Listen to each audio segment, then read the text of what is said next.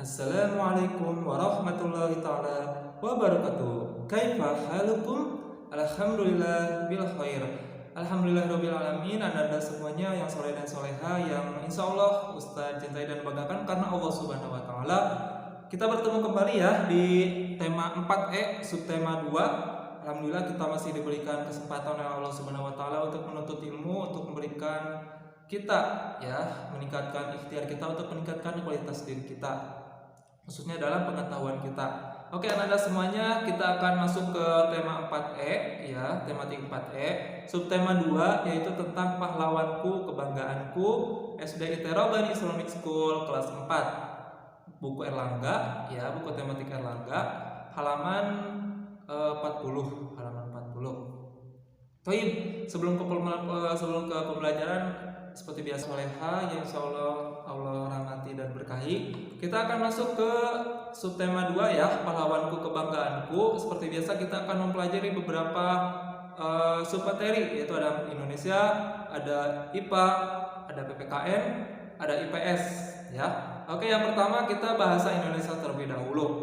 Nah, pada bahasa Indonesia ini ada beberapa hal yang Ustadz harapkan dari Ananda setelah mempelajari hari ini. Ananda bisa mengetahui tabel Kena Wonder. Apa sih itu tabel Kena Wonder?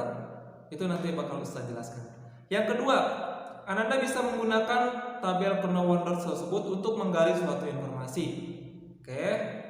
Kalau minggu sebelumnya atau pertemuan sebelumnya kita bisa menggali informasi dengan cara membaca dan juga menjawab pertanyaan. Kali ini kita menggunakan metode yang baru, yaitu tentang Kena Wonder. Lalu yang ketiga, Anda bisa menyajikan hasil kerja membuat tabel Kena Wonder. Baik, kita akan masuk ke judul pertama, itu tabel Kena Wonder. Apa sih itu tabel Kena Wonder? Nah, tabel Kena Wonder ini terdiri dari dua kata tentunya ya, ada know, wonder, dan know ada wonder. Baik, untuk memudahkan kita dalam mempelajari hal-hal baru ya, kita dapat menggunakan salah satu cara selain yang pertemuan sebelumnya menggunakan menjawab pertanyaan dan juga membaca dengan teliti dan fokus. Ada juga cara ataupun metode dengan cara membuat tabel Kena Wonder ya. Tabel apa? Kena Wonder. Tabel Kena Wonder. Baik. Apa sih yang disebut dengan know? Nah, istilah know pada tabel Kena Wonder ini itu berarti pengetahuan yang sudah kita ketahui. Oke, know artinya tahu, artinya apa yang sudah kita ketahui dari teks tersebut. Ya, sementara wonder yaitu apa yang ingin kita ketahui. Baik, lanjut. Berdasarkan pada buku tema 4E ya, Anda bisa buka halaman 41. Terdapat sebuah teks tentang Sultan Hasanuddin dan perjuangannya. Baik, mari kita sama-sama belajar teks tersebut untuk membuat suatu tabel Kena Wonder. Oke, kita jadikan teks Sultan Hasanuddin ini dan perjuangannya sebagai contoh untuk membuat Kena Wonder. Baik, pada layar PowerPoint Ustaz sudah membuatkan suatu contoh, yaitu ada di halaman 41 juga. Anda bisa lihat halaman paling bawah ya. Paling bawah itu ada tabel Kena Wonder. Di situ ada tabel pertama, itu tentang know, apa yang sudah aku ketahui. Baik, yang pertama adalah Sultan Hasanuddin adalah raja dari kerajaan Toba.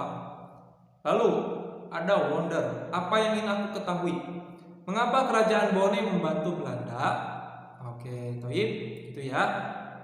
Sudah ada gambarannya? Kalau know artinya apa yang sudah kita ketahui, sedangkan wonder apa yang kita ketahui. Baik, lanjut. Kita akan menyajikan hasil tabel Kena Wonder. Nah, pada kesempatan ini Ananda Ustadz berikan tugas halaman 41 tentunya untuk membuat tabel Kena Wonder yang terdapat pada buku tematik 4E halaman 41. Oke, contohnya sudah ada di bawah. Baik. Situ Ananda silakan untuk melanjutkan sesuai dengan contoh yang sudah ada. Kemudian Ananda lanjutkan lagi apa yang Ananda ketahui tentang Sultan Hasanuddin selain beliau merupakan salah satu raja dari kerajaan Toba. Baik ya, jadi tugasnya Ananda membuat tabel Kena Wonder seperti biasa, foto, kemudian kirim kepada link yang akan Ustadz buatkan. Baik, kita lanjut ke IPA. Nah, pada ilmu pengetahuan alam ini ada beberapa hal yang akan Ustadz ajarkan kepada Ananda atau kita sama-sama belajar. Yang pertama, Ananda bisa mengetahui sifat bayangan cermin. Oke, kalau pertemuan sebelumnya atau video sebelumnya kita mempelajari sifat-sifat cahaya, maka pada subtema 2 ini kita akan mempelajari sifat-sifat cermin. Yang kedua, Ananda bisa mengetahui jenis-jenis cermin. Tentunya cermin itu terdapat beberapa jenis. Yang ketiga, Ananda bisa mengidentifikasi sifat bayangan cermin datar, cekung, dan cembung. Baik, lanjut. 1. Sifat bayangan pada cermin. Oke. Yang pertama, bayangan suatu benda pada cermin timbul karena adanya cahaya yang mengenai benda tersebut. Artinya, secara sederhananya, cermin bisa digunakan ketika ada di tempat yang terang atau ada cahaya. Sedangkan ketika Ananda membawa cermin tersebut ke tempat yang gelap tanpa ada cahaya, maka cermin itu tidak akan berfungsi, ya, tidak akan berfungsi karena tidak adanya cahaya. Yang kedua, cermin adalah suatu benda dengan permukaan licin dan mengkilap yang mampu memantulkan cahaya sehingga dapat membentuk bayangan. Nah, kalau Ananda bertanya-tanya, kenapa sih di cermin bisa ada kita, ya, bisa ada diri kita sendiri? Karena di cermin itu memantulkan cahaya, artinya ketika Ananda terkena cahaya, ketika Ananda terkena cahaya terus di depan Ananda ada cermin, maka secara otomatis cermin tersebut akan memantulkan wujud Ananda sehingga Ananda bisa melihat wujud sendiri pada cermin tersebut. Yang ketiga, sifat bayangan cermin berbeda dengan lensa, ya, karena sifat atau karakteristik pengolahan sinar pada cermin dan lensa tidak sama. Baik. Yang kedua, jenis-jenis cermin. Ada cermin cembung. Oke, baik. Dilihat di gambarnya. Cermin cembung adalah cermin yang permukaannya berbentuk lengkung teratur keluar. Oke, seperti gambar gunung. Kalau Ananda pernah menggambar gunung, mungkin itu contohnya, ya, tapi ini lebih sederhana atau lebih kecil lagi. Bagian tengah cermin memiliki jarak lebih dekat kepada benda daripada bagian tepinya. Nih, sesuai dengan gambar yang Ustadz contohkan, itu ketika Ananda di perumahan, misalkan ada pertigaan, Ananda akan mengetahui atau melihat suatu cermin, ya, cermin cembung sebagai spion, ya, atau sebagai spion agar tidak terjadi hal-hal yang tidak diinginkan. Lanjut, ada cermin datar. Oke, cermin datar adalah cermin yang memiliki permukaan datar seperti sebuah garis lurus. Bayangan benda yang dibentuk oleh cermin datar memiliki dimensi ukuran, yaitu panjang dan lebar, sama persis dengan dimensi suatu benda. Jadi contoh dari cermin datar ini, Ustadz yakin Anda di kamar masing-masing pasti memiliki cermin dinding atau cermin dari meja atau dan cermin rias dan sebagainya. Itu adalah cermin datar yang bagaimana ketika Anda melihat diri Anda sendiri pada cermin tersebut, maka itu akan berwujud penuh atau panjang dan lebar ukurannya itu bakal sama. Baik, yang ketiga ada cermin cekung. Nah, cermin cekung itu adalah kebalikan dari cermin cembung. Ketika cermin cembung permukaannya ke atas, maka cermin cekung itu permukaannya masuk ke bawah. Nah, cermin cekung adalah cermin yang permukaannya berbentuk lengkung teratur ke dalam menyerupai bagian dari permukaan bola. Bagian tengah cermin memiliki jarak lebih jauh kepada benda daripada bagian tepi cermin. Boleh Ananda lebih jelasnya cari masing-masing contoh dari cermin cembung, cekung, dan datar. Baik, lanjut. IPS, ya. Nah, pada ilmu pengetahuan sosial ini ada beberapa hal yang akan kita pelajari, tentunya berkaitan dengan kerajaan Islam. Sebelumnya kita membahas tentang sejarah kerajaan Islam, bagaimana Islam masuk ke Indonesia, maka kita akan mempelajari pada pertemuan ini yaitu peninggalan-peninggalan pada masa kerajaan Islam. Baik. Pada kesempatan ini tujuannya itu Anda bisa mengetahui kondisi zaman kerajaan Islam, lalu mengetahui beberapa kerajaan Islam, ya, selain yang disebutkan sebelumnya oleh Ustadz. Lalu Anda bisa mengidentifikasi peninggalan-peninggalan kerajaan Islam. Oke, baik, lanjut. kerajaan Islam ya. Islam diperkirakan berjaya di Indonesia, atau Islam lagi pada puncak-puncaknya saat itu Islam benar-benar berkuasa di Indonesia itu pada abad ke-13 sampai 16, pada tahun 1300-an sampai 1600-an. Kedua, di Indonesia memiliki banyak sekali kerajaan-kerajaan yang bercorak Islam.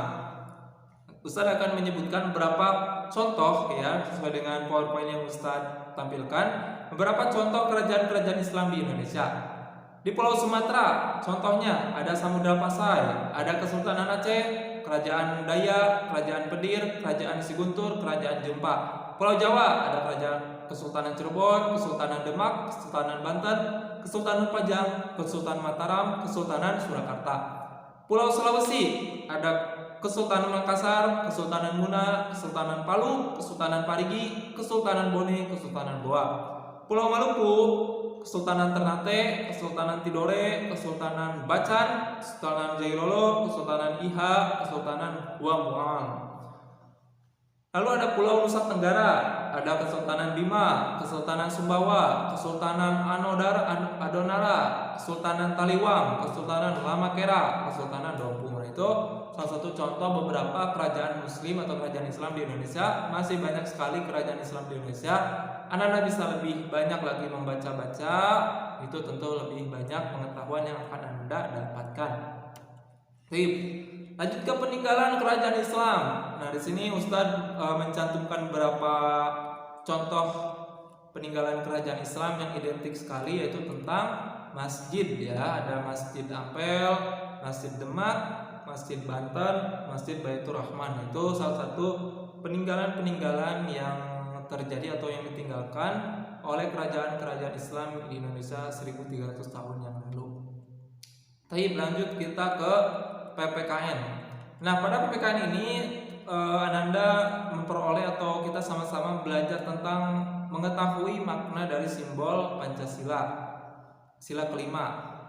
Terus yang kedua, Ananda bisa mengetahui makna sila kelima Pancasila. Terus yang ketiga, Ananda bisa mengidentifikasi pengamalan sila kelima Pancasila. Jadi sebelumnya kita belajar tentang sila keempat, maka kita sekarang akan belajar sila kelima. Nah, makna dan lambang daripada sila kelima Pancasila adalah, bisa dilihat gambar dari sila kelima ini adalah padi dan kapas. Yang atas itu yang ada hijaunya itu adalah kapas, yang bawahnya warna kuning itu adalah padi. Apa sih isi dari atau kalimat dari sila kelima? Ada yang tahu? Baik, keadilan sosial bagi seluruh rakyat Indonesia. Lambang dari sila kelima ini adalah padi dan kapas. Betul. Makna dari lambang padi dan kapas itu adalah pangan dan sandang, yang merupakan kebutuhan pokok seluruh rakyat Indonesia. Lalu apa sih yang bisa kita amalkan dari makna keadilan sosial bagi seluruh rakyat Indonesia? Yang pertama, saling menghormati kewajiban dan hak sebagai warga negara. Yang kedua, menjalankan kewajiban dan mendapatkan hak yang sama sebagai warga negara. Yang ketiga, menjaga dan menggunakan hak bersama agar bisa digunakan bersama-sama dan memperjuangkan keadilan untuk semua orang. Oke, taib.